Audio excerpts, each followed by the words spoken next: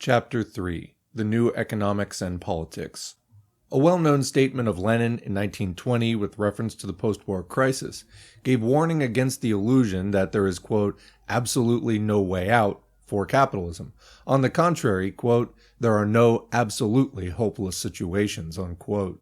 The meaning of this statement is often misunderstood because it is commonly quoted out of its context.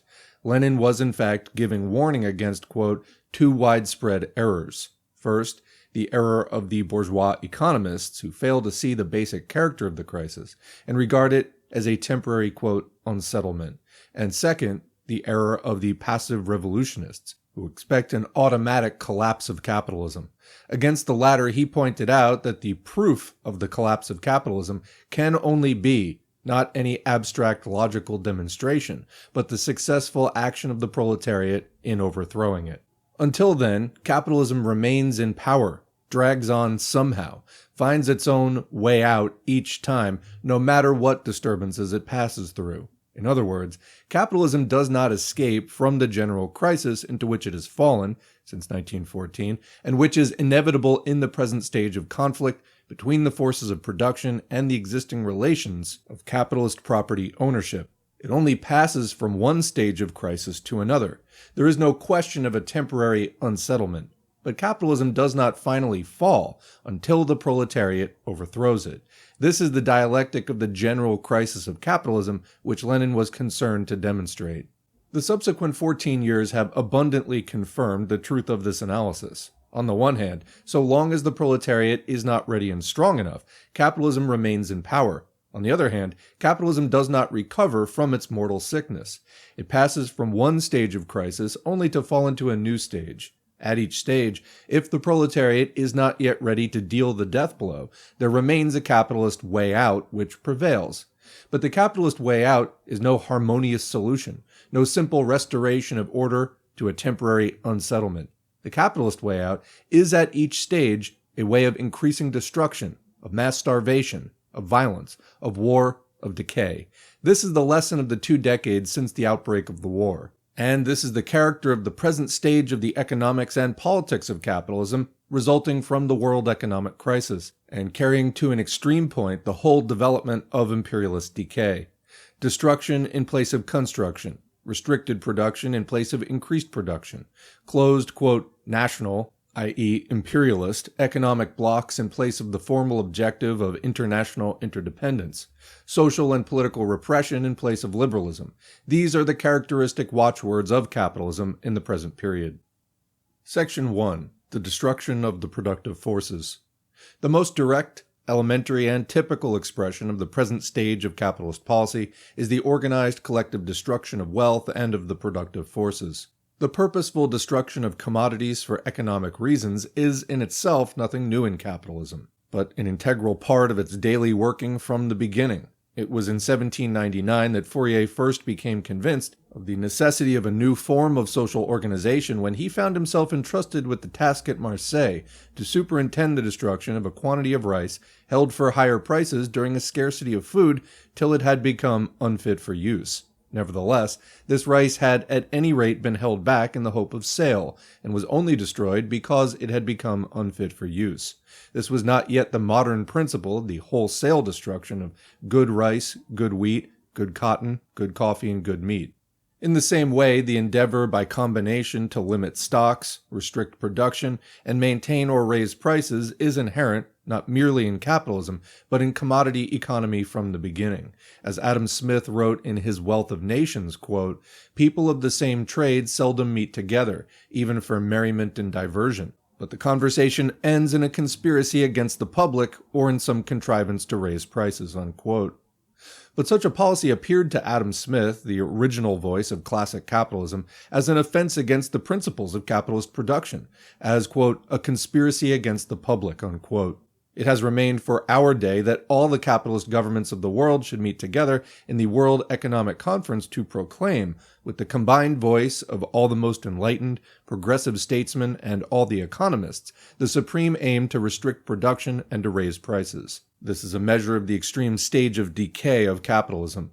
A comment here in general about representatives of classic capitalism, or people who today consider themselves some kind of paleo-conservative, standing up for old-style capitalism, and that present-day decayed imperialism is a conspiracy against them, etc. You hear this a lot from libertarians. It's really important to know and to point out when you hear comments like this that this is just simply how capitalism develops, as Dutt is showing in this book. Continuing, the distinctive modern stage of capitalist policy for the destruction of wealth and of the productive forces is marked by three outstanding characteristics. The first is the gigantic scale of destruction conducted over entire principal world areas of production and calculated in relation to world stocks.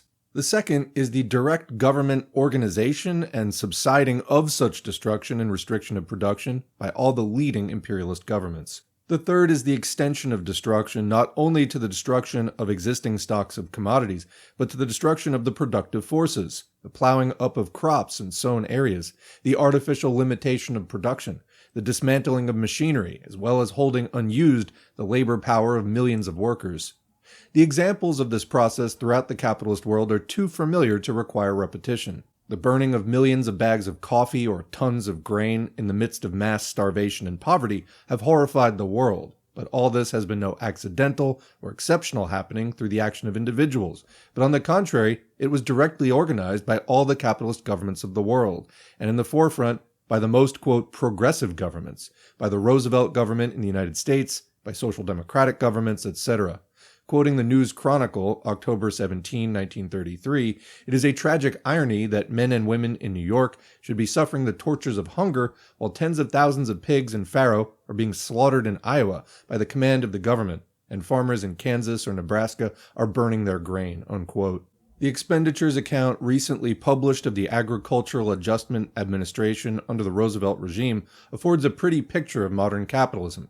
Quoting The Economist, December 30, 1933, we see expenditures under the AAA of $110 million of cotton acreage plowed up, $150 million of cotton acreage reduced in 1934, $33 million of emergency pig-sow slaughter, $350 million of corn hog production control, $102 million of wheat acreage reduction, and $21 million of tobacco acreage reduction. This inspiring combination of mammon and juggernaut, let it be remembered, is the worshipped idol of the Labour Party and of the Trades Union Congress, as proclaimed at their meetings at Hastings and Brighton in 1933. From Denmark, it was reported in November 1933 that cattle were being slaughtered in the government abattoirs at the rate of 5,000 a week for the carcasses to be burnt in the incinerators. The government established a special destruction fund, but so great was the cost of destruction that Parliament had to be approached for further credits for the construction of new slaughterhouses. This was under a social democratic government. In the same way, the British Labour government had already carried the Coal Mines Act for the limitation of the output of coal, with such success that in the beginning of 1934, a London firm actually ordered a consignment of coal from abroad on the grounds, as they stated, that owing to the limitation schemes it was impossible to secure a delivery from British sources with sufficient speed. In Britain in 1930, the company National Shipbuilders Security Limited was formed, with power to borrow up to £3 million for the purpose, according to the Memorandum of Association, quote, to assist the shipbuilding industry by the purchase of redundant and/or obsolete shipyards, the dismantling and disposal of their contents, and the resale of their sites under restrictions against further use for shipbuilding, unquote. Within a few months, its successful activities were reported in the press. Quote, National Shipbuilders Security Limited has purchased Dalmere Shipbuilding Yard, owned by William Beardmore and Company. In a consequence, it is to be closed down by the end of the year. This shipyard was one of the largest on the Clyde, employing 6,000 men during the war.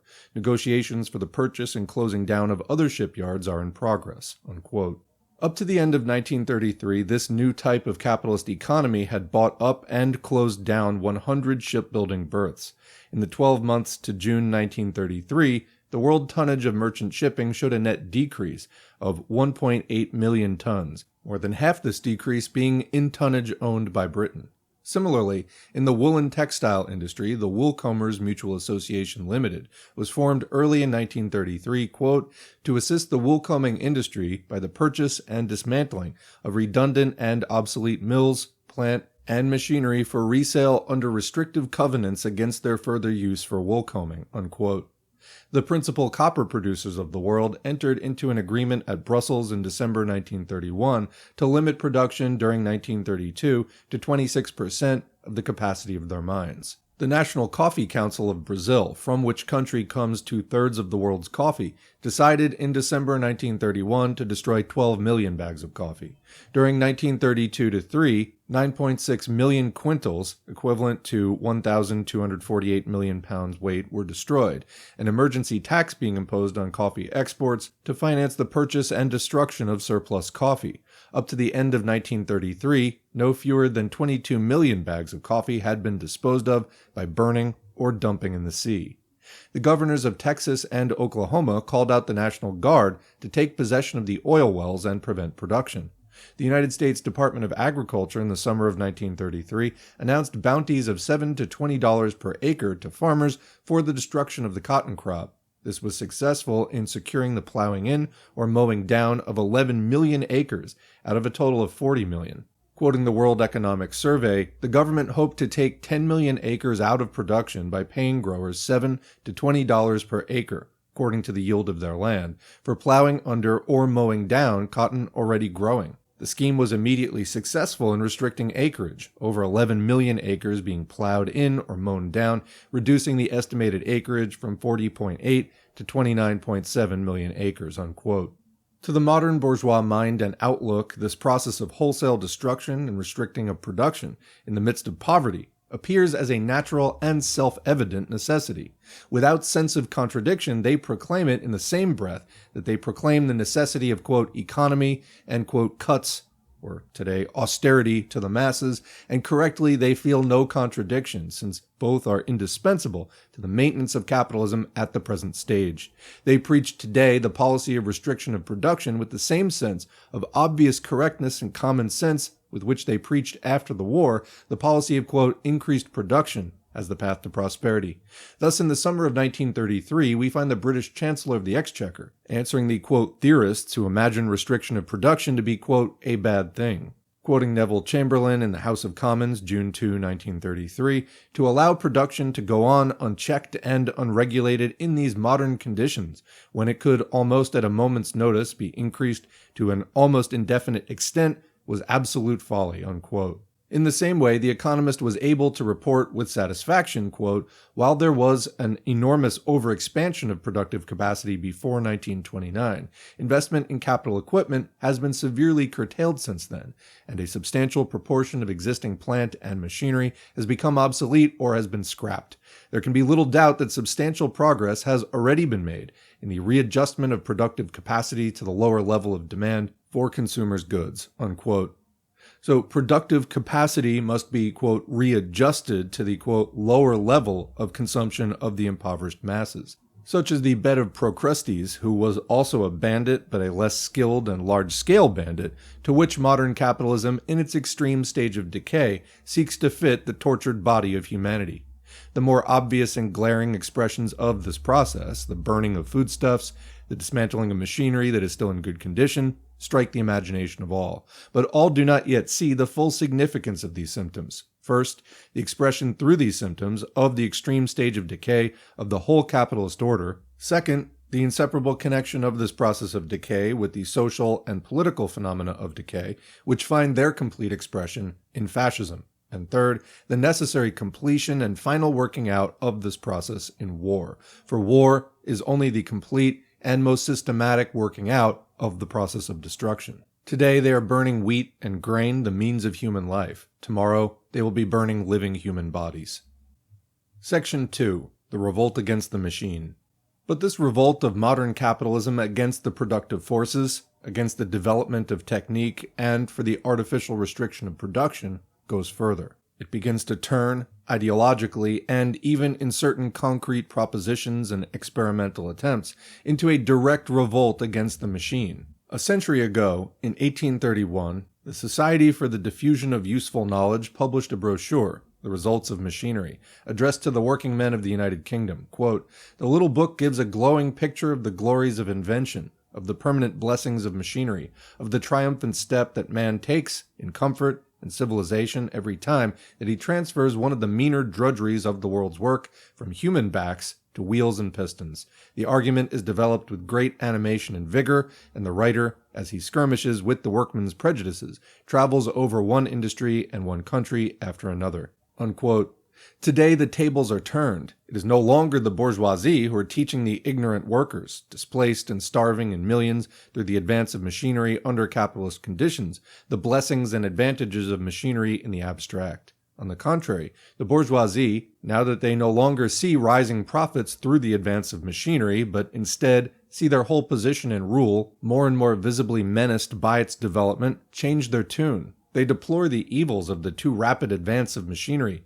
Their tone becomes increasingly one of hostility, fear, and hatred to the machine. It is the working class who, despite their still heavy sufferings through the advance of the machine under capitalism, now become the conscious champions of the machine, recognizing in it the powerful ally of their fight for a new order, and seeing with clear understanding its gigantic future beneficent role once it becomes liberated for social use under the leadership of the working class and in communist society.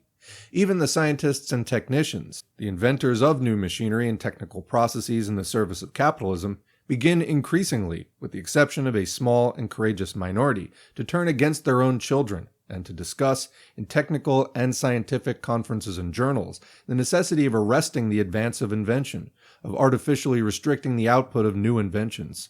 Thus, the working class is revealed as the sole consistent progressive force of present society.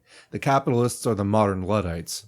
This tendency of the capitalist reaction against the machine is not confined to the social philosophers and speculators, to a Bertrand Russell, with his idealization of the decaying Chinese pre-capitalist civilization in the moment of its dissolution before the advancing mass revolution, to a Spengler, the favorite and most quoted philosopher of fascism, with his unconcealed hatred of machine civilization and worship of his mythical, quote, primitive man roosting solitary as a vulture, without any communal feeling, in complete freedom, with no we, like a herd of mere generic specimens, strong solitary men, unquote. See his revealing work Der Mensch und die Technik, Man and Technique, or, for the matter of that, to a Gandhi and his spinning wheel, the adored of the Western European intelligentsia, and true prototype not of a young bourgeoisie, but of a bourgeoisie born old without ever having known youth, the consistent expression of one aspect of capitalism in decay, the passive reactionary, just as Spengler is the expression of the other aspect,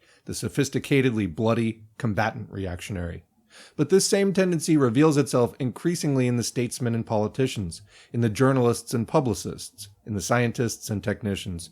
We have already seen how a Times editorial in 1930 could discuss, quote, how perilously the machine has run ahead of man, and query, quote, the advantages residing in a system which relies on the mass production of standardized articles. Or how the Hoover Research Committee in 1932 could speak of the possible necessity of a, quote, slowing down of mechanical invention. Footnote here, as an example of the popularization by finance capital of this reactionary propaganda in its most fantastic form, may be noted an article prominently published in the millionaire-owned Sunday Express under the title Make Way for the Small Man, denouncing the illusion of, quote, progress and the failure of, quote, mass production, and calling for the return to the, quote, small owner as the ideal. Quoting it, the unit of the state is the self-supporting farm, with first thoughts for subsistence and only second thoughts for the market, which might mainly be next door, and consist of craftsmen supplying the needs of neighboring farms. This simple farm and craft relationship is essential to the health and wealth of any civilization. We should try to recover it, unquote. Naturally, the finance capitalists would be most highly indignant if this infantile propaganda, which they broadcast by the most highly developed mass production machinery for the befogging of their readers, were suggested to be seriously applied to their mammoth undertakings, including their mammoth press. The preaching of monopoly capital against monopoly is an old story. Back to the main text. In the same way, Sir Alfred Ewing, delivering the presidential address in 1932 to the British Association, the annual gathering of recognized conventional bourgeois science, could declare, quote, in the present-day thinker's attitude toward what is called mechanical progress, we are conscious of a critical spirit. Admiration is tempered by criticism. Complacency has given way to doubt. Doubt is passing into alarm. An old exponent of applied mechanics may be forgiven if he expresses something of the disillusion with which, now standing outside, he watches the sweeping pageant of discovery and invention in which he used to take unbounded delight.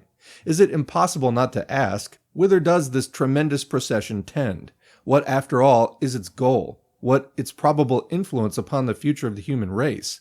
Man was ethically unprepared for so great a bounty. More and more does mechanical production take the place of human effort. So man finds that while he is enriched with a multitude of possessions and possibilities beyond his dreams, he is in great measure deprived of one inestimable blessing, the necessity of toil. Oh, really? He has lost the joy of craftsmanship. Ever heard of a hobby? In many cases, unemployment is thrust upon him, an unemployment that is more saddening than any drudgery. And the world finds itself glutted with competitive commodities, produced in a quantity too great to be absorbed. Where shall we look for a remedy? I cannot tell." Unquote. This is the confession of bankruptcy of official bourgeois science before the modern world situation. Not the social conditions which lead to the abuse of the results of science and invention are seen as the problem, but instead the gifts of science and invention appear to this modern monk as gifts of the devil, for which man was, quote, ethically unprepared, as if ethics were independent of the social conditions from which in fact they take their character. For solution, this leader of modern bourgeois science confesses his impotence and ends characteristically with a prayer to, quote, God. Not only the leaders of bourgeois science, but the financial and political leaders of capitalism move in the same direction. An outstanding demonstration of this was the speech of the most, quote, progressive and, quote, advanced financier politician of French capitalism, Joseph Caillaux, on the world crisis in the spring of 1932 before the Press Association in Paris, and given also in less complete form before the Cobden Club in London. His theme was that, quote, the machine is devouring humanity. La machine dévore l'homme. Quote, it is necessary to take control of technique. It is necessary to prevent inventions suddenly upsetting production, unquote. How? He makes two concrete propositions. First, to set up, quote, in every state, departments of technique, to discipline inventions, paying compensation for them, and not allowing them to come into use save in proportion as existing plant is amortized, unquote. So comment here, we've heard this many times, the claim that inventions are bought up by competitors and then basically just kept out of the market. But why wouldn't they just use them? Well, this is exactly what this person is proposing, to discipline inventions. So you buy them up and then sit on them so that production technology does not advance. Continuing. The second alternative is, quote, taxation. Quote, to impose heavy taxes on all inventions of machinery. Wow. Quote, science must be hamstrung. Unquote. This is not the language of an escaped lunatic, but of a cool, far-seeing politician and skilled financier of capitalism. Footnote here, another example of the current tendency is afforded by the recent book of the leader of the, quote, young conservative politicians, Lord Eustace Percy, under the title Government in Transition. In this book, whose program shows strong fascist influence, quote, Lord Eustace ends his inquiry in a purely utopian vein. He presents us to a society which has emerged out of the vices of the machine age and is prepared to resort to the simple crafts of the pre-machine age. Unquote. Here conservatism in decadence looks longingly backward to the traditions of the pre-capitalist feudal reaction. Back to the main text. Nor is this tendency confined to theoretical expression. There are not wanting the first signs of experiments in practice. At Philadelphia, for example, the attempt was made to meet unemployment by substituting manual labor for machines in some departments of municipal work. Quote, at Philadelphia, the city has decided to abandon the use of a large number of machines in some departments of municipal work and use manual labor instead, unquote. Or we could just get around this whole wage system issue, but anyway, continuing. Thus, the final outcome of the most advanced center of capitalist machine development is to return to manual labor. The lesson of Philadelphia, the third greatest manufacturing city of the greatest manufacturing country of the capitalist world, is a sign and portent of where decaying capitalism would ultimately reach, if only it had the power to arrest development and stabilize. In German fascism, this tendency is strongly to the front and receives official encouragement by the government. Thus, the Thuringian government in July 1933 prohibited the use of machinery for glassblowing. The Aktuelle Abendblatt, commenting on this decision with approval, declared, quote, this is the first example in modern times of the state stopping the metallic arms of the machine. Its steel limbs, by accomplishing the work which formerly gave nourishment to hundreds of human hands, have made the machine the mother of working-class misery, unquote. Comment. So again, contrast this, as discussed in an earlier chapter, with what was going on in the USSR at the same time. Production moving forward by leaps and bounds. The construction of socialism not being held back, but being enabled by the same technology which was terrifying the capitalists. And what kind of technology would we have today had the world revolution progressed? It probably wouldn't be done by now, but it would probably be much further along. I don't know if it would be the proverbial flying cars, but it would be more advanced than what we see today. Continuing. On July 15, 1933, the Reich government issued an act prohibiting the installation of any further machines for rolling tobacco leaves and the restarting of any established machinery which had ceased working. Quote, "The preamble to the act states that the progressive mechanization of the cigar industry was in the process of destroying the livelihood of the population of certain districts. Machinery has rendered superfluous about 80,000 workers, or 5/6 of the present labor force. It is stated that the output of rolling machines is about 1,000 to 1,200 cigars an hour, while that of a hand worker is only 70. The power given by the Act to the ministers concerned to limit production in mechanized undertakings is expected to ensure a gradual return to handiwork," unquote. Quoting the Manchester Guardian, September 15, 1933. In the beginning of 1934, it was reported from Germany, quoting from The Economist, February 24, 1934, "The official policy toward the use of machinery is confused. Special tax exemption was last year granted on installation of industrial machinery, but the party ideology rejects machinery, and government prohibitions against its use increase. This week, the installment of automatic machines in the hollow glass industry was forbidden, and production was limited. In the cement branch, the opening of new or expansion of old works has been forbidden. Forbidding the use of machinery, the express aim of which is to keep production costs high in the interests of craftsmen producers, hampers export. The restriction policy is disliked by the more enterprising manufacturer," unquote.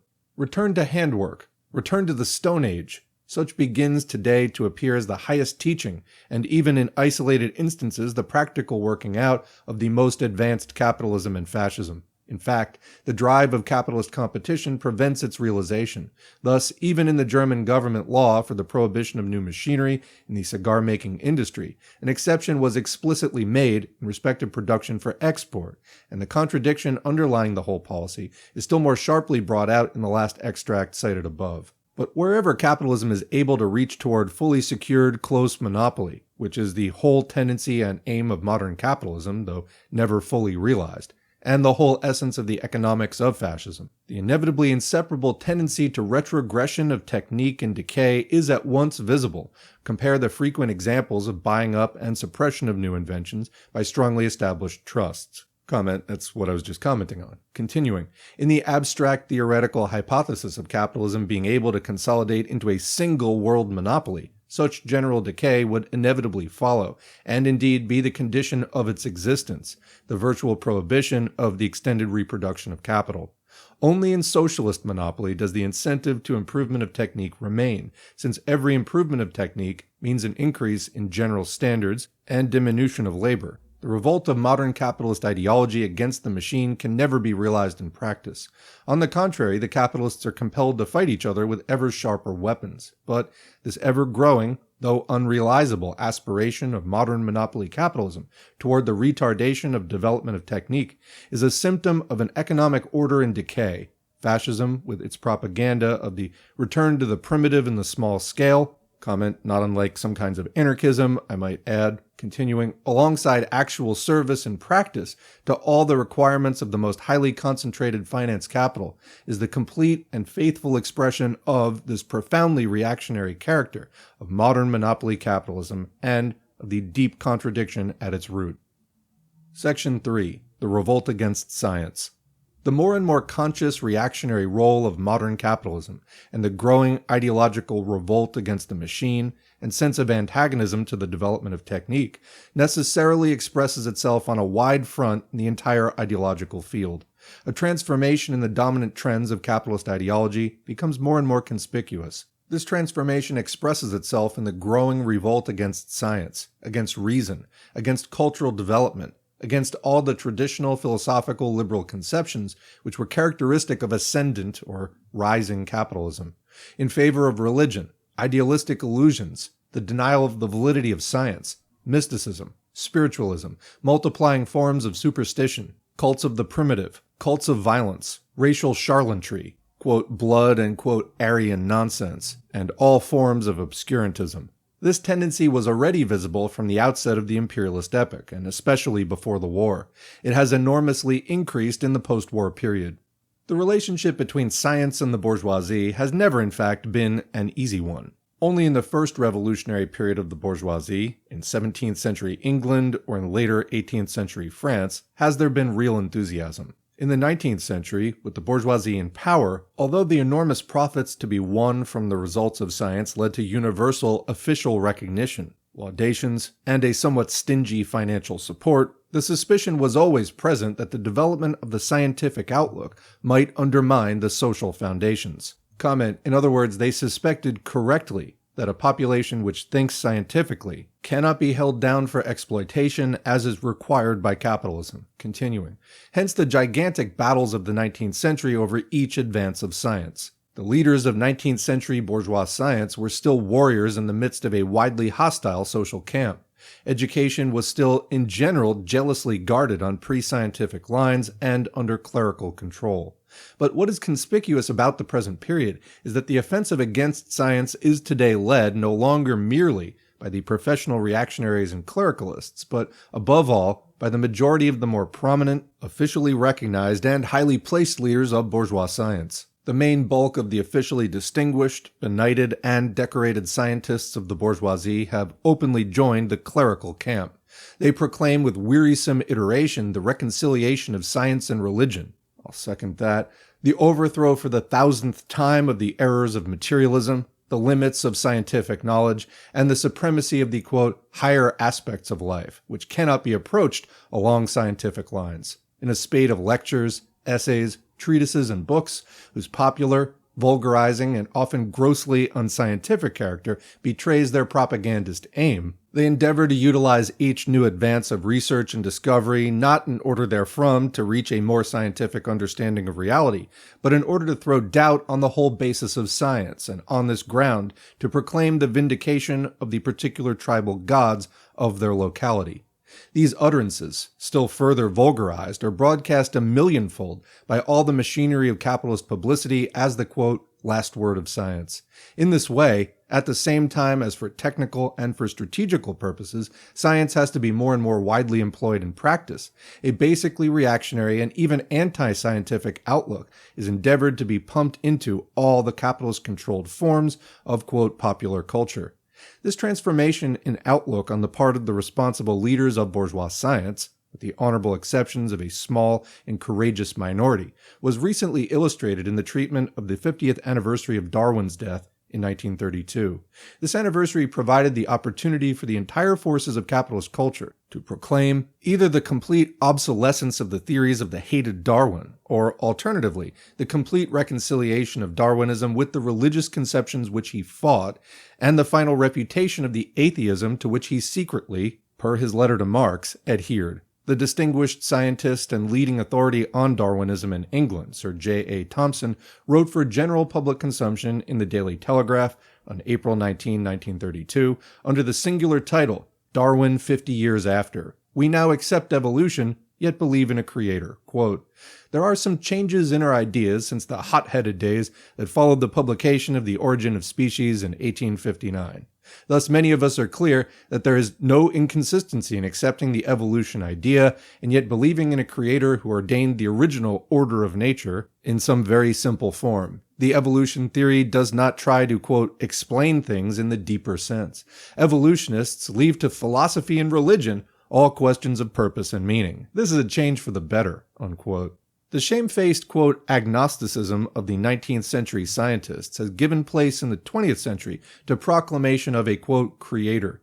This is an excellent example of the, quote, progress backwards of capitalism in decay. A further example of the transformation was afforded by an inquiry into the religion of scientists, conducted by the Christian Evidence Society, there you go, and published under this title in 1932. A questionnaire was sent to all fellows of the Royal Society. The replies received were from 200. The results on some of the principal questions showed the following proportions. 1. Do you credit the existence of a spiritual domain? favorable 121, intermediate 66, unfavorable 13. 2. Is belief in evolution compatible with belief in a creator? Favorable 142, intermediate 52, unfavorable 6. 3. Does science negate the idea of a personal God as taught by Jesus Christ? Favorable to Christianity 103, intermediate 71, unfavorable 26. End of results. Thus, omitting the intermediates, a, quote, spiritual domain, the expression is explained in the book as having been intended to mean the denial of materialism. Comment because materialism says that what happens here in the material world causes everything else that happens in the material world. That any spiritual domain, if it were to exist, would not have any effect on this world. Continuing, wins by 9-1. Quote, God, or quote, a creator, wins by 23-1. Christianity wins by 4-1. These are the answers of a representative group of distinguished bourgeois scientists in 1932.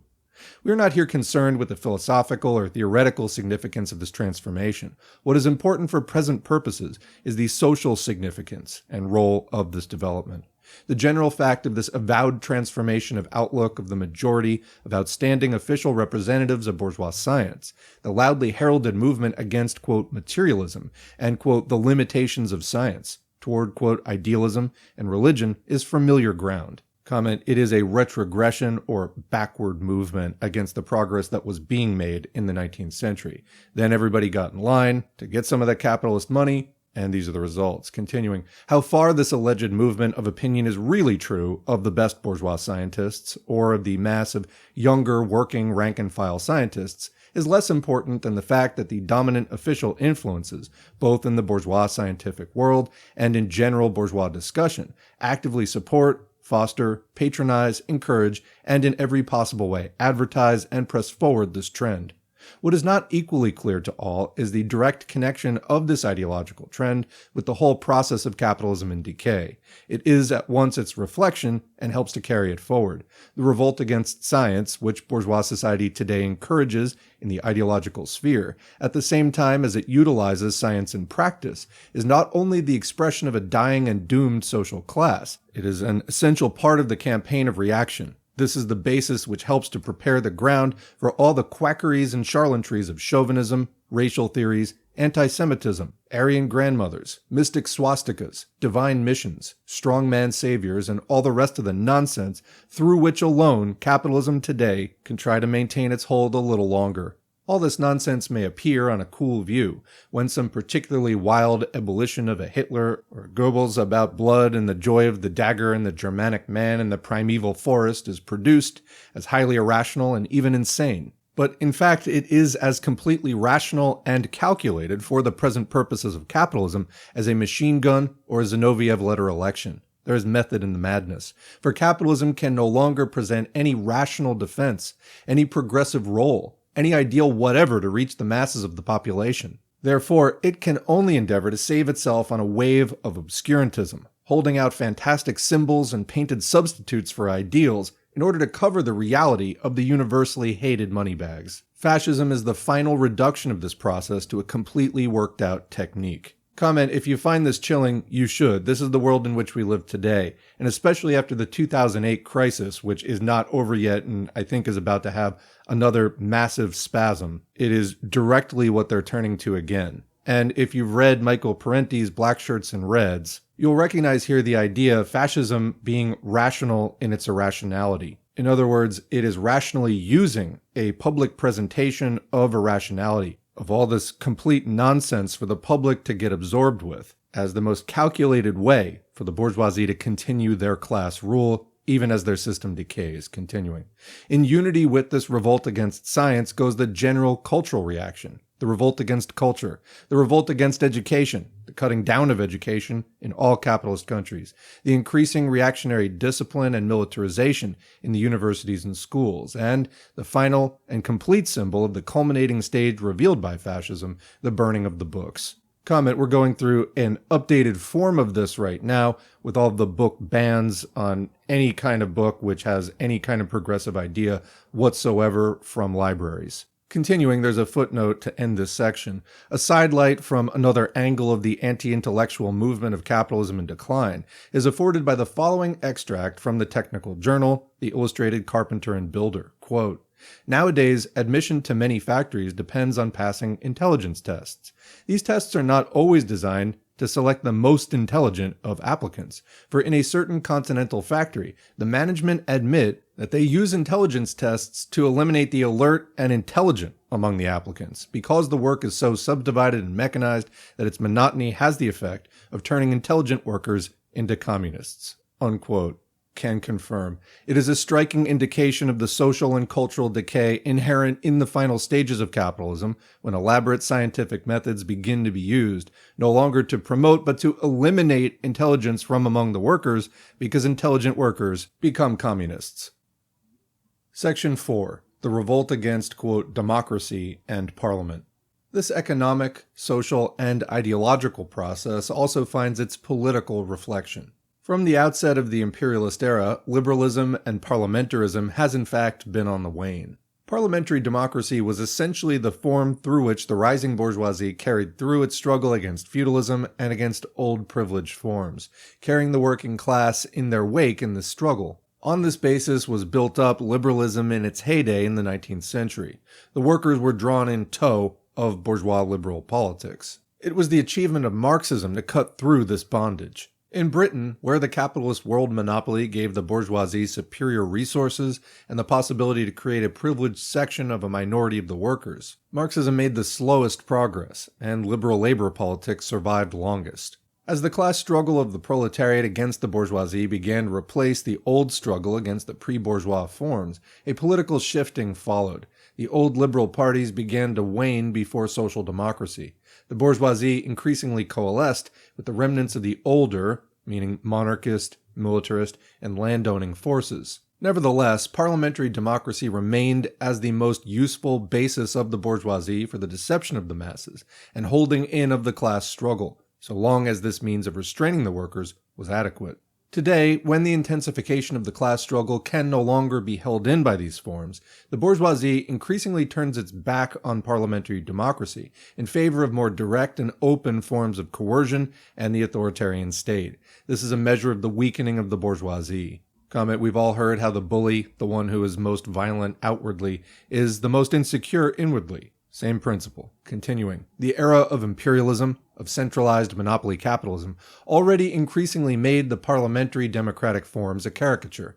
While in appearance the extension of the suffrage was increasing, quote, democracy, in reality the governing role was being directly removed from parliament and concentrated in the executive, into the cabinet, and from the cabinet into the inner cabinet, and even into extra-parliamentary forms, the Committee for Imperial Defense, etc., wholly removed from, quote, democracy. So the preparation of the War of 1914, compare the statement of the conservative Lord Hugh Cecil that the war was decided, quote, not by the House of Commons or by the electorate, but by the concurrence of ministers and ex-ministers, in a letter to the Times, April 29, 1916. Comment: so as they extended the right to vote to more and more people, they made that vote matter less and less, because increasingly that system was designed so that where the real decisions took place was not among elected officials. Continuing, corresponding to the realities of monopoly capitalism, the routine of government was in fact in the hands of an increasingly strengthened and centralized bureaucracy.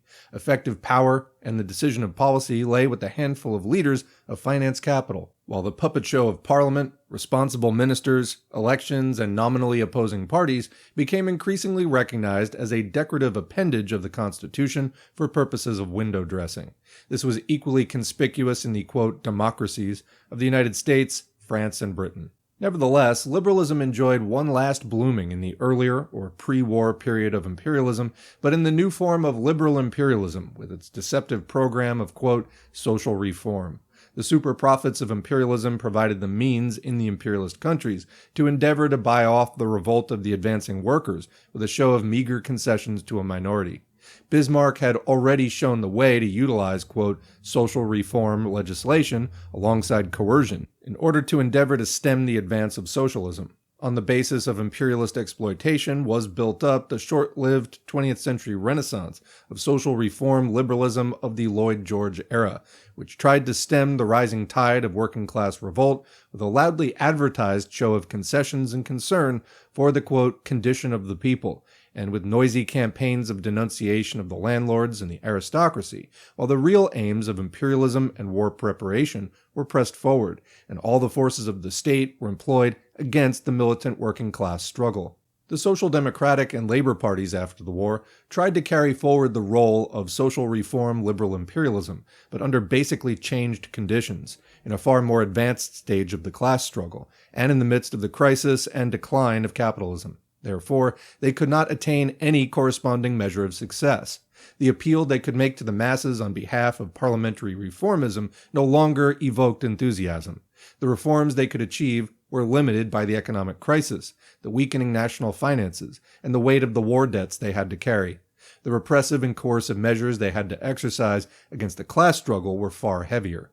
But even the limited measure of social reform concessions began to break down and dwindle under the pressure of the economic crisis. With the rising colonial revolts, the basis of imperialism began to weaken. The stream of super profits diminished. The conflict of the rival monopolist capitalisms became more intense. Thus, a reverse movement set in, no longer to the extension of social concessions, but on the contrary to the cutting down and withdrawal of concessions already granted. This process received its powerful demonstration in the history and fall of the Second Labor Government and the crisis of 1931. From this point, the class struggle is forced increasingly into the open, bursting through the thin cover of liberal and parliamentary democratic illusions.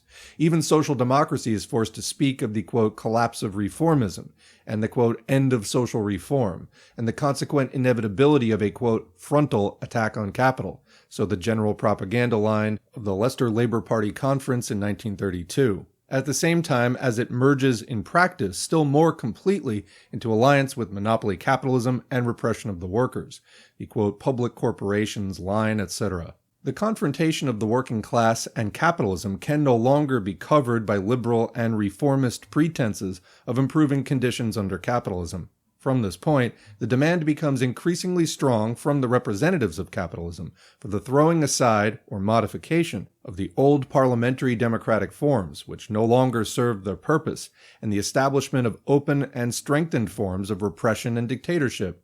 The revolt against, quote, democracy and, quote, parliament, which was already marked in bourgeois circles before the war, but was still confined in direct expression to the narrower reactionary circles, now become general in all current expression. The demand of an Owen Young for a, quote, holiday of parliaments, quote, if a holiday of armaments is good, a holiday of parliaments would be better, speech at the Lotus Club, New York, on December 6, 1930. Or of a Sir William Beveridge for a, quote, world dictator, in his Halley Stewart lecture in February 1932, or the announcement of a Gordon Selfridge to the American Chamber of Commerce in London on his return from the United States that, quote, as an American he spoke to 50 representative men in America and did not find one who disagreed with his view that democracy in that great country could not possibly succeed as a system of government. A country should be managed as a great business was managed, unquote. These and 1,000 similar expressions are typical of the present outlook of the representatives of finance capital, and are paralleled by the skeptical tone of the parliamentarians themselves, the openly anti-parliamentary tone of the press, or of the once, quote, progressive literary intelligentsia, Shaw, Wells, no less than the direct attack of a Churchill, Lloyd, or Tardieu. The Social Democratic and Labor parties, moving parallel with capitalism, undergo a similar transformation of outlook and begin to speak increasingly of the, quote, limitations of Parliament and the necessity of strengthening, quote, discipline and, quote, authority in the state. Examples, quote, neo-socialism in France, the Socialist League propaganda in England. See also Lasky's Democracy in Crisis, 1933, and Van der Velde's L'Alternative, 1933, for the weakening of the old abstract democratic assumptions.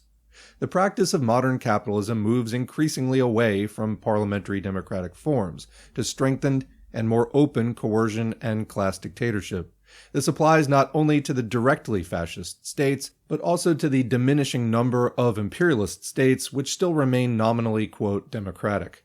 The Roosevelt emergency powers and the national government in Britain represent stages and phases of a process of transformation, corresponding in some respects to the Brüning stage in Germany. Modern legislation increases the powers of the executive, of the bureaucracy, and of the police, and more restricts the limits of the legal working class movement, of the right of meeting and association, and of the right to strike. This process of the transformation of democracy in the Western imperialist countries and preparation of the ground for fascism is further examined in a later chapter. The stream against parliamentary democracy is rising on all sides, although this does not mean that capitalism has yet exhausted its uses. But the real issue is commonly confused by the vulgar propagandist treatment that the attack on, quote, democracy is a parallel attack of communism and fascism. On the contrary, the critique of communism or Marxism against capitalist democracy is not that it is, quote, too democratic, but that it is not democratic enough, and that it is in reality only a deceitful cover for capitalist dictatorship, and that real democracy for the workers can only be achieved when the proletarian dictatorship breaks the power of the capitalist class. The movement of modern capitalism, on the other hand, against parliamentary democracy, is a movement to strengthen repression of the working class and establish the open and violent dictatorship of monopoly capital. The reality of this issue between oligarchic dictatorship and working class freedom breaks through the old illusory trappings of parliamentary democracy. Section 5. Quote, National Self-Sufficiency. A no less strongly marked expression of the modern tendencies of capitalism is the movement towards so-called national self-sufficiency, autarky, national planning, isolationism, etc. This tendency has come most strongly to the front since the world economic crisis, and the breakdown of the World Economic Conference revealed its strength. This development is the logical working out of imperialist decay. Of this tendency as the dominant tendency in the latest phase of world politics, the League of Nations economic expert, Sir Arthur Salter, wrote in his standard work, Recovery, in 1931, quote, World trade may be restricted to small dimensions, through every country excluding imports of everything which, at whatever expense, it can make or produce at home. Along this line of development, America might withdraw within herself, arresting and almost abandoning her foreign investments, sacrificing her export trade, and cultivating an isolated self-sufficiency on the lower level of prosperity which this would necessitate. As the world closed against her, Great Britain might be forced to supplement such preferential trade with the dominions, and India, as may be practical, with a policy of exploiting and closing in her non-self-governing empire from the rest of the world, against all the traditions and principles of her history. This line of development would mean loss to every country, impoverishment to countries like Switzerland, which have no similar resources, and an organization of the world into separate units and groups, which would soon be dangerous and ultimately fatal to world peace. It is along this path that the world is now proceeding." Unquote. This description, although faithfully reflecting one side of the tendency, and to some extent indicating the possible outcome, is not a fully correct description of the actual process. For, while the propaganda speaks in terms of internal self-sufficiency, the reality of the policy remains the fight of the imperialist powers, on the basis of this strengthened internal organization for the world market. Comment, in other words, that is what they all ultimately want and will fight for. Continuing. In fact, the movement toward the closed monopolist area is not in itself new, but is inherent in the whole development of imperialism, whose essential character is the denial and ending of free trade. What is new is only the extreme intensity with which this monopolist policy is now pursued, and the complexity of the weapons which are now brought into play for its realization.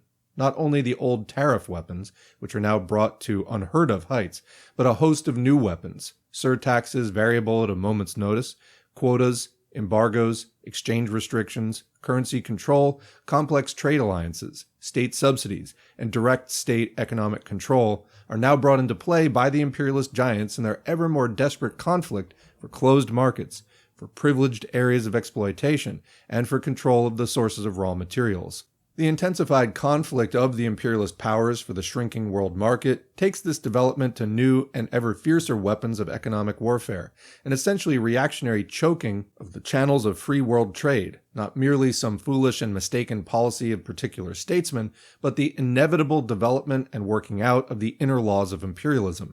In vain, the theoretical economic experts of the League of Nations throw up their hands in distress and deplore the universal, quote, loss and, quote, impoverishment caused by such politics. In vain, the international conferences of economic experts, as at Geneva in 1927, passed unanimous resolutions condemning the destructive barbarism of such intensified economic warfare and calling for its reversal.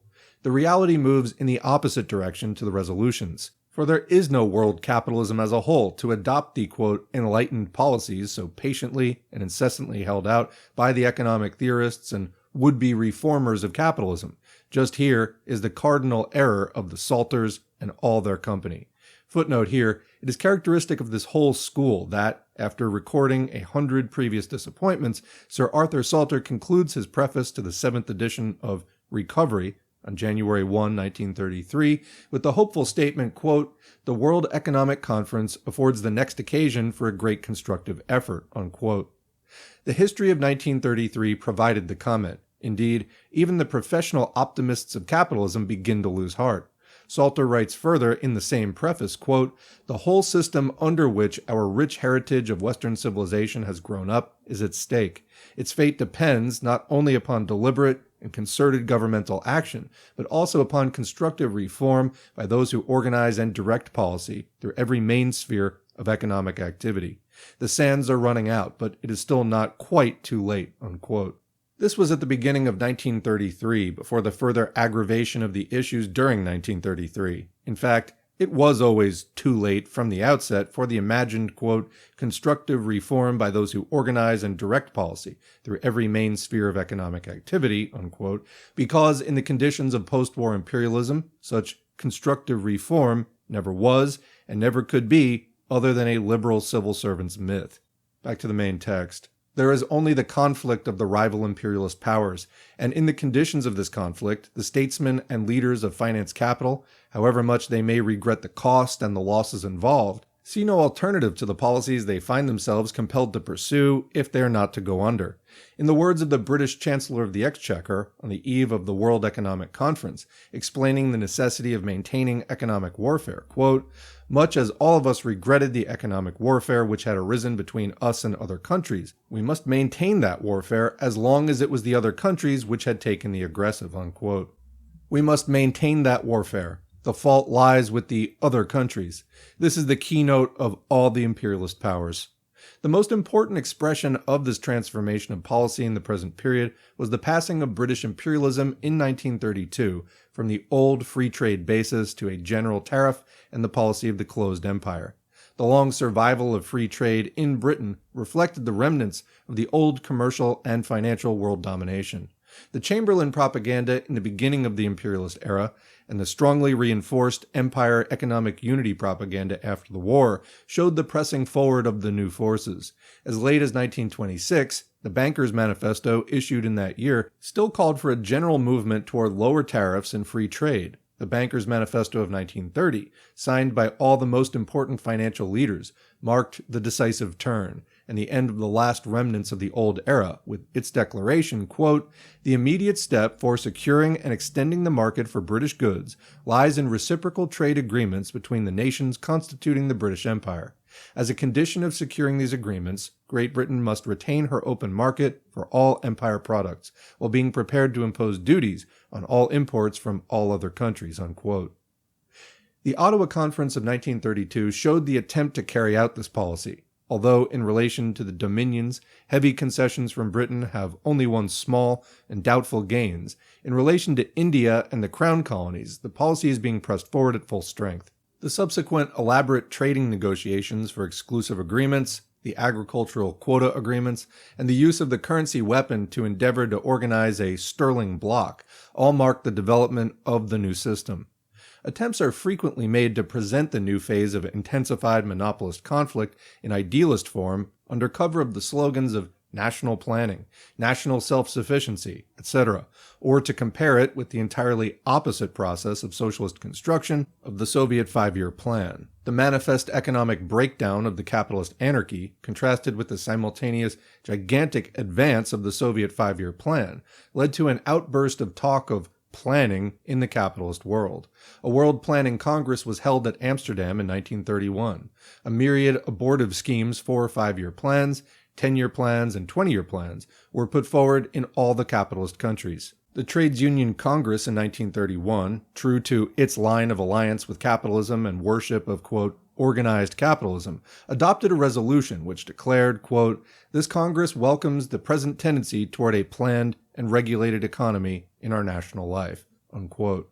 Needless to say, this description of the real process which is taking place is a complete deception.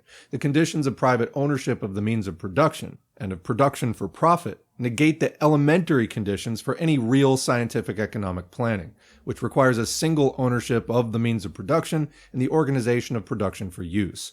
The reality which is described under the euphemism of, quote, a planned and regulated economy in our national life, is intensified monopolist organization in a given imperialist area, not national area, and for the purposes of sharpened world imperialist conflict and increased exploitation of the workers. The complete passing over of the previous progressive elements in capitalism to the new reactionary policies is illustrated by the conversion of the former leading liberal economic theorist Keynes in his articles on national self-sufficiency in the New Statesman and Nation, July 8 and 15, 1933. Keynes wrote, quote, I was brought up, like most Englishmen, to respect free trade, not only as an economic doctrine, which a rational and instructed person could not doubt, but almost as a part of the moral law. I regarded departures from it as being at the same time an imbecility and an outrage. I thought England's unshakable free trade convictions, maintained for nearly 100 years, to be both the explanation before man and the justification before heaven of her economic supremacy. As lately as 1923, I was writing that free trade was based on fundamental truths, quote, which, stated with their due qualifications, no one can dispute who is capable of understanding the meaning of words, unquote. Looking again today at the statements of these fundamental truths which I then gave, I do not find myself disputing them, yet the orientation of my mind has changed, and I share this change of mind with many others, unquote. He then sets out the drawbacks of which he has become aware in the working out of the system of international capitalism, and reaches this conclusion, quote, I sympathize therefore with those who would minimize, rather than those who would maximize, economic entanglements between nations. I am inclined to the belief that, after the transition is accomplished, a greater measure of national self-sufficiency and economic isolation between countries than existed in 1914 may tend to serve the cause of peace rather than otherwise, unquote. More fully, he declares, quote, we wish to be as free as we can make ourselves from the interferences from the outside world. Ideas, knowledge, art, hospitality, travel, these are the things which should of their nature be international. But let goods be homespun whenever it is reasonably and conveniently possible, and above all, let finance be primarily national, unquote. It will be seen that the outlook of Keynes has begun to approximate that of Hitler. This is a valuable measure of capitalism in decay. The reality behind the phraseology of a Keynes or other capitalist, quote, national planners must not be misunderstood.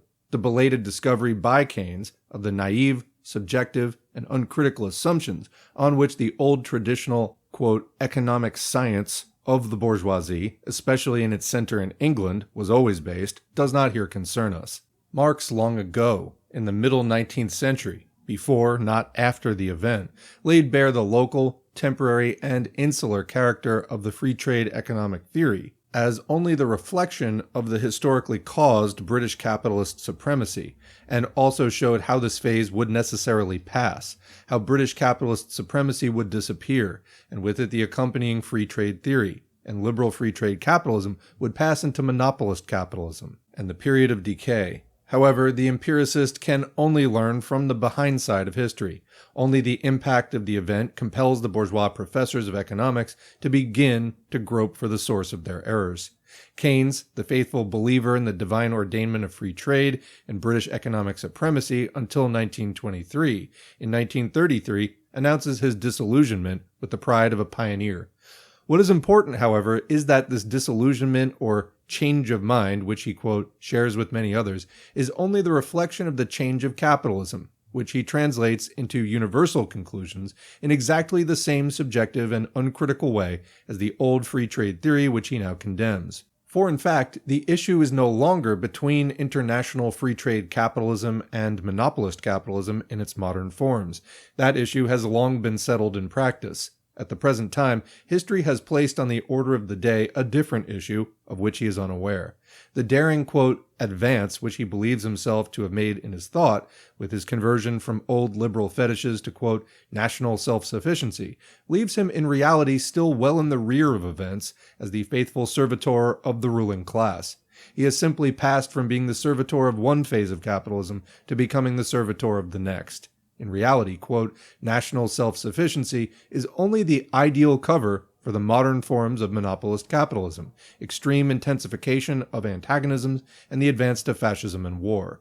Just as the imperialist blocs cover their predatory wars for the spoils of the world under the cover of the slogan of, quote, national defense, so they seek increasingly today to cover their monopolist economic organization and warfare under cover of the slogan of, quote, national self-sufficiency. It is this advance to war which is the essential significance concealed behind the slogan of national self-sufficiency. Section 6. War as the final, quote, solution. The culmination and final working out of all the new policies of capitalism under the stress of the world crisis is the advance to the Second World War. The effects of the world economic crisis enormously intensified all existing international antagonisms. The, quote, Pacific, quote, internationalist language of the stabilization period, Locarno, Briand-Stresemann, the Kellogg Pact, gives place to increasingly open national chauvinist language and policies. International conference after international conference breaks down. Even such limited success as attends the measures of internal reorganization, of strengthening and tightening up of monopolist economy and aggressive power within each imperialism, only leads to the intensification of world antagonisms. There is a renewed and ever more feverish pressing forward of armaments on all sides, and of industries connected with armaments. The World Disarmament Conference breaks down. Japan and Germany withdraw from the League of Nations. The issue of disarmament passes into the issue of rearmament. Alliances and counter-alliances are actively built up on every side. The Naval Limitation Treaty passes into the melting pot. Alongside the limited, quote, revival of world production in 1933 and 34, and indeed as an important element in this revival, the armaments industries leapt forward. Their shares and profits rapidly rose. Comments sound familiar? According to the calculations of the German Institute of Economic Research, the proportions of world armaments expenditure and of world production on the basis of 1928 as 100 showed the following significant picture. In 1913, armaments expenditure 64, world production 54. 1929, expenditure 104, production 104. 1930, expenditure 106, production 87. 1932, 107, 56. The total world armaments expenditure in 1934, according to the same authority, amounted to £2.5 billion, or 3 times the level of 1913. 1935 showed a still steeper rise. The expression now begins to become open in capitalist circles that the only final, quote, solution of the crisis is war. In The Means to Prosperity, issued in 1933, Keynes noted the trend, quote, cynics conclude that nothing except a war can bring a major slump to its conclusion, unquote. The New York Financial Journal, The Analyst, wrote in the spring of 1933, quote, that there is a large possibility of a European war in the very near future can hardly be denied recognition. We were lifted from a business depression in 1914 by the outbreak of a great war. It would be a curious repetition of function if another war should again come to our industrial rescue, unquote. For the wolves and jackals of finance capital, war represents, quote, our industrial rescue. The gathering expectation of the close approach of war finds increasingly frequent expression in the speeches of the statesmen of all countries. Typical was Mussolini's War Today declaration in his speech to the officers at the Italian army maneuvers in August 1934. Quote, war is in the air and might break out at any moment. We must prepare not for a war tomorrow, but for a war of today. Unquote. In July 1934, Marshal Pétain declared in his speech to the Reserve Officers' Conference at St. Malo that the next war would break out like a, quote, lightning flash. Baldwin, in advocating the new British air program in the House of Commons in July 1934, reported, quote, a greater sense of uneasiness, of malaise in Europe than we have hitherto experienced, unquote. The propaganda of war spreads. War begins to be presented as the heroic alternative, the last hope, the, quote, way out from the unending nightmare of economic crisis, misery, and unemployment. Fascism, the most complete expression of modern capitalism, glorifies war. The filthy sophism, war means work, begins to be circulated by the poison agencies of imperialism, and it filters down to the masses.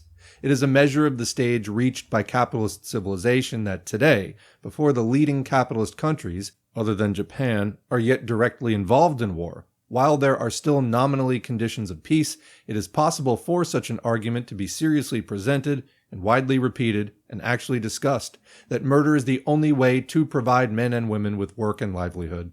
All today see the ever more visible approach of war. Rising alarm is expressed in many quarters of bourgeois opinion who see the ruin and destruction of the entire existing society involved in the menace of renewed world war. But these sections of anti-war opinion see only the question of war in isolation and concentrate their efforts on capitalist, quote, machinery to avoid war, without realizing that such machinery of imperialism can only function as machinery to organize the future war in the name of, quote, ideal symbols. Bourgeois pacifism, which, in the name of these symbols, preaches support of the various imperialist states, becomes an indispensable part of the war preparations of imperialism. The success of the fight against war depends on the strength of the mass struggle, and cannot be separated from the fight against imperialism. War is only the continuation and working out of the crisis of capitalism and of the present policies of capitalism. It is inseparable from these and cannot be treated in isolation. All the policies of capitalist reorganization, all the policies of fascism, can only hasten the advance to war. This is equally true of the line of a Roosevelt, a MacDonald, or a Hitler. War is no sudden eruption of a new factor from outside, a vaguely future menace to be exercised by special machinery, but is already in essence implicit in the existing factors, in the existing driving forces and policies of capitalism. All the existing policies of capitalism are policies of ever-sharpening war, of ever more formidably organized imperialist blocs, of tariff war, of gold war, of currency war, of war with every possible economic, diplomatic, and political weapon. It is no far step from these to the final stage of armed war. All the existing policies of capitalism are more and more dominantly policies of destruction. The capitalists are today the destructive force in human society. All their most typical modern policy, from super tariffs and debt enslavement of whole states to burning foodstuffs and devastating cotton plantations, from dismantling plant and machinery to throwing millions of skilled and able workers on the scrap heap of starvation, is a policy of destruction of human effort and labor, the strangling of production, the destruction of life. War is only a continuation of this policy. It is no far step from spending millions of pounds to buy up machinery in order to destroy it, to spending millions to produce guns and warships and munitions to be blown up into the air. It is no far step from condemning millions of human beings to the death in life of unemployment as, quote, superfluous, to the final solution of disposing of their lives and bodies by bomb and gas and chemical, for the greater profit of whatever group of capitalists can gain most in the redivision of the world by the Holocaust. But this does not mean that war, any more than fascism, presents the final, quote, solution of the crisis of capitalism. On the contrary, war, like fascism, is today the outcome of the intensified contradictions of capitalist society in decay, but neither solve those contradictions. On the contrary, both bring out those contradictions to the most extreme point, organize upon their basis, and lay bare the deep disintegration of existing society, both internally and internationally, to the point of destruction. The crisis extends and develops through these forms to yet greater intensity, and thereby only reveals the more sharply that the sole final solution lies in the social revolution.